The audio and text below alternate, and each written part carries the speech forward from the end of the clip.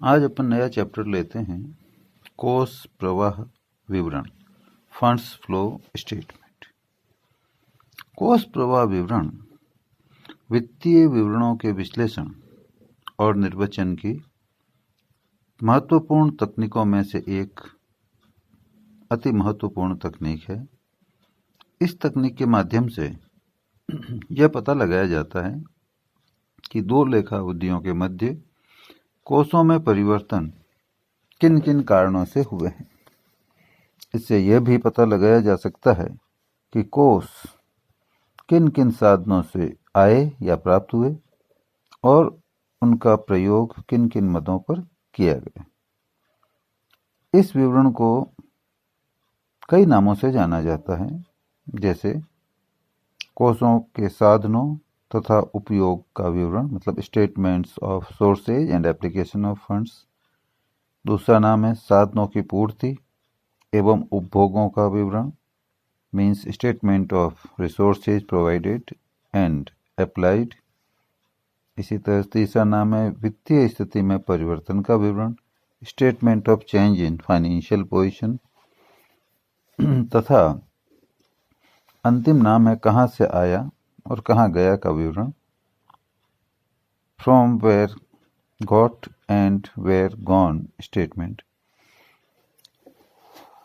व्यापक दृष्टिकोण से यदि अपन समझें तो कोष का आशय शुद्ध कार्यशील पूंजी से है, नेटवर्किंग कैपिटल से, जिसकी गणना चालू संपत्तियों में से चालू दायित्वों को घटाकर की जाती है।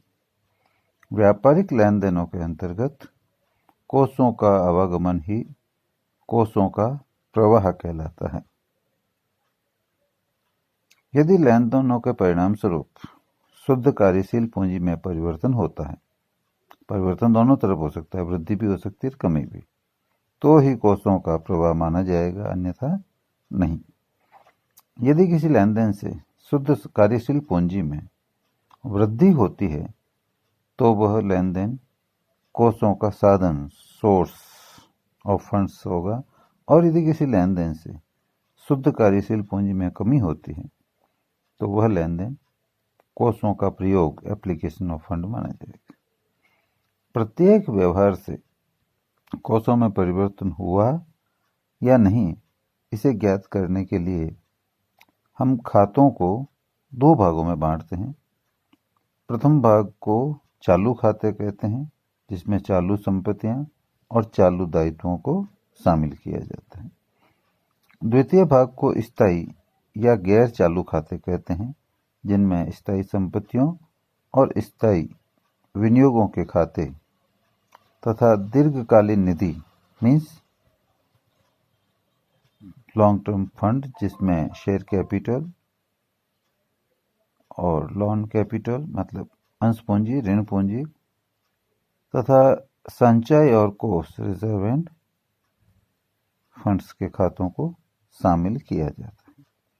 चालू खाते तथा स्थायी खाते के व्यवहारों से, जो भी करंट अकाउंट्स और फिक्स्ड अकाउंट्स हैं, उनके ट्रांजैक्शन से कोषों पर पड़ने वाले प्रभाव को अपन दो समूहों के माध्यम से आसानी से समझ सकते हैं।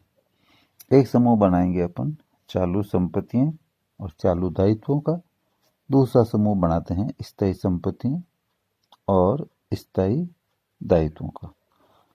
तो जैसा कि आप जानते हैं, चालू संपत्तियों में रोकड़, बैंक, देनदार, प्राप्य bill means BR, stock, prepaid expenses और अल्पकालीन विनियोग और अन्य चालू संपत्तियां, जैसे short term investments and other current assets कहते हैं, ये शामिल की जाती है। इसी तरह से चालू दायित्वों में लेनदार, देय बिल, बकाया व्यय, बैंक अधिविकर्ष, आयकर प्रावधान और अन्य चालू दायित्व, इन्हें शामिल किया जाता है। इसी तरीके से जो दूसरा समूह है, उसमें स्थायी संपत्तियां और दीर्घकालीन निधियों को शामिल किया जाता है। तो स्थायी संपत्तियों में भूमि है, भवन है, प्लांट और मशीनें हैं, फर्नीचर है, वाहन है और लॉन्ग टर्म विनियोग, दीर्घकालीन ऋण है, इनको शामिल करते हैं। और दीर्घकालीन निधि में समता अंश पूंजी, इक्विटी शेयर कैपिटल, पूर्वाधिकारी अंश पूंजी, preference share capital, reserve and surplus संचय और आधिक्य, डिवेंचर्स जिन्हें ऋण पत्र कहते हैं, दीर्घकालीन ऋण लॉन्ग टर्म लोन्स और डिपॉजिट्स जमाएं, इन्हें शामिल किया जाता है। जब अपन इन समूहों का अध्ययन करेंगे तो कुछ तथ्य उजागर होंगे। नंबर 1 के चालू संपत्तियों में यदि आपसी परिवर्तन होता है तो कोषों पर कोई प्रभाव नहीं पड़ता, कोष प्रभावित नहीं होते। अब चालू संपत्तियों में आपसी परिवर्तन कैसे होता है? जैसे देनदारों से वसूली हो तो देनदार तो कम हो जाएंगे और रोकड़ या बैंक शेष बढ़ जाएगा, परंतु चालू संपत्तियों का योग प्रभावित नहीं होगा। ठीक इसी प्रकार से यदि देनदारों से प्राप्य बिल प्राप्त हो जाएं, we are received from debtors, तो देनदार कम हो जाएंगे और प्राप्य बिलों का शेष बढ़ जाएगा, परंतु चालू संपत्तियों के योग पर कोई प्रभाव नहीं पड़ेगा। इसके बाद सेकंड अपन इसका लेते हैं पॉइंट के चालू दायित्वों के आपसी, पहले चालू संपत्तियों का परिवर्तन है, अब दूसरा चालू दायित्वों के आपसी परिवर्तन का भी कोषों पर कोई प्रभाव नहीं पड़ेगा। जैसे लेनदारों को उनके दावों के बदले देय बिल स्वीकार करने पर लेनदारों का बैलेंस कम हो जाएगा और देय बिलों का शेष बढ़ जाएगा, परंतु कुल चालू दायित्वों की राशि अपरिवर्तित रहेगी, उन पर कोई प्रभाव नहीं पड़ेगा। इसी तरह बकाया व्ययों का भुगतान बैंक अधिविकर्ष से किया जाए तो बकाया व्ययों का शेष कम होकर बैंक ओडी, बैंक अधिविकर्ष का शेष बढ़ जाएगा, परंतु कुल दायित्वों में कोई भी परिवर्तन नहीं होगा। इसी तरह से थर्ड पॉइंट इसका लेते हैं, यदि किसी व्यवहार से चालू संपत्तियों और चालू दायित्वों के खाते प्रभावित होते हों तो उन व्यवहारों में भी कोषों पर कोई प्रभाव नहीं पड़ेगा। मतलब पहले अपन ने समझा कि चालू संपत्तियों में आपसी परिवर्तन हो तो भी नहीं पड़ता है, दूसरा समझा चालू दायित्वों में आपसी परिवर्तन हो नहीं तो भी कोषों पर कोई प्रभाव नहीं पड़ता है। तीसरा पॉइंट आया कि किसी व्यवहार से चालू संपत्तियों और चालू दायित्वों के खाते ही प्रभावित हों तो उन व्यवहारों से भी कोषों पर कोई प्रभाव नहीं पड़ेगा। फॉर एग्जाम्पल, माल उधार खरीदा, इससे चालू संपत्तियों में तो स्टॉक बढ़ गया और चालू दायित्वों में लेनदारों के खातों का शेष बढ़ गया, तो इसका मतलब हुआ कि चालू संपत्तियों और चालू दायित्वों का अंतर पहले जितना ही रहा, नेट वर्किंग कैपिटल के कोई प्रभाव नहीं पड़ा, जितनी एसेट्स बढ़ी उतनी लायबिलिटीज बढ़ी। तो ये 3 पॉइंट क्लियर हुए सेट फर्स्ट के ध्यान रखने की बात। इसी तरह से चौथा पॉइंट आएगा, मतलब 3 पॉइंट समूह फर्स्ट का है, 3 समूह सेकंड का। चौथा आएगा, स्थायी संपत्तियों का आपस में परिवर्तन होने पर भी कोष प्रभावित नहीं होते। स्थायी संपत्तियों का आपसी परिवर्तन, आपसी परिवर्तन का मतलब क्या है? जैसे विनियोग खाते के बदले भूमि या भवन खरीद लिया, इससे विनियोग कम हो जाएंगे और भूमि और भवन खाते का शेष बढ़ जाएगा, परंतु कुल स्थायी संपत्तियों में कोई परिवर्तन नहीं होगा। मतलब अपन ने बिल्डिंग खरीदा और इन्वेस्टमेंट दे दी है उसको। इसी तरह से 5वां पॉइंट है, दीर्घकालीन निधि का भी आपसी परिवर्तन कोषों को प्रभावित नहीं करता। जैसे संचय और आधिक्य में से रिजर्व और सरप्लस में से बोनस शेयर दे दिए तो रिजर्व सरप्लस कम हो गया, शेयर कैपिटल बढ़ गई, इससे भी कुल दीर्घकालीन निधि में कोई परिवर्तन नहीं हुआ। और लास्ट में 6वां पॉइंट लेते हैं, यदि किसी व्यवहार से एक तरफ तो दीर्घकालीन निधि में परिवर्तन होता है और दूसरी तरफ स्थायी संपत्तियों में परिवर्तन हो तो भी कोष अप्रभावित रहेंगे। जैसे भवन खरीदने के बदले अंश या ऋण पत्र निर्गमित कर दिए। इससे क्या हुआ, स्थायी संपत्तियों में भवन के शेष में तो वृद्धि हो गई, परंतु दीर्घकालीन निधियों में अंश पूंजी या ऋण पूंजी में वृद्धि हो गई। तो स्थायी संपत्तियों और दीर्घकालीन निधि के मध्य पाया जाने वाला अंतर ज्यों का त्यों रहेगा।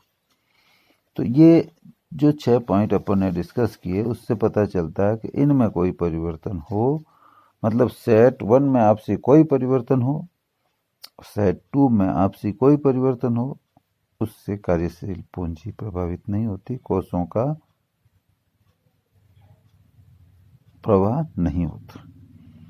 परंतु एक तरफ सेट 1 मतलब चालू संपत्ति और चालू दायित्वों में से कोई, और दूसरी तरफ सेट 2 स्थायी संपत्ति और दीर्घकालीन निधियों में से कोई भी प्रभावित होता है, तो ऐसी दशा में कोष प्रभावित होंगे। तो इसका मतलब हुआ कि इन तथ्यों का अध्ययन करने पर यह निष्कर्ष सामने आता है कि समूह एक की विभिन्न मदें आपस में एक दूसरे से क्षैतिज या समतल मतलब हॉरिजेंटल रूप में प्रभावित हो या लंबवत खड़े रूप में वर्टिकल रूप में प्रभावित हो, तो उस दशा में कोष प्रभावित नहीं होंगे। इसी प्रकार समूह 2 की विभिन्न मदें भी आपस में एक दूसरे में क्षैतिज या खड़े रूप में प्रभावित हो हॉरिजेंटल रूप में, तो कोष प्रभावित नहीं होते।